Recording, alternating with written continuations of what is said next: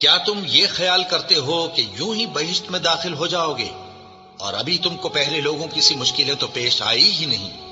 ان کو بڑی بڑی سختیاں اور تکلیفیں پہنچیں اور وہ صعوبتوں میں ہلا ہلا دیے گئے، یہاں تک کہ پیغمبر اور مومن لوگ جو ان کے ساتھ تھے سب پکار اٹھے کہ کب اللہ کی مدد آئے گی۔ دیکھو اللہ کی مدد ان قریب آیا چاہتی ہے۔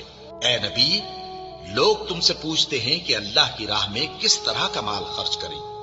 کہہ دو کہ جو چاہو خرچ کرو، لیکن جو مال خرچ کرنا چاہو وہ درجہ بدرجہ اہل استحقاق یعنی ماں باپ کو اور قریب کے رشتہ داروں کو اور یتیموں کو اور محتاجوں کو اور مسافروں کو سب کو دو، اور جو بھلائی تم کرو گے اللہ اس کو جانتا ہے۔ مسلمانوں، تم پر اللہ کے رستے میں لڑنا فرض کر دیا گیا ہے، اور وہ تمہیں ناگوار تو ہوگا، مگر عجب نہیں کہ ایک چیز تم کو بری لگے اور وہ تمہارے حق میں بھلی ہو، اور عجب نہیں کہ ایک چیز تم کو بھلی لگے اور وہ تمہارے لیے مضر ہو، اور ان باتوں کو اللہ ہی بہتر جانتا ہے اور تم نہیں جانتے۔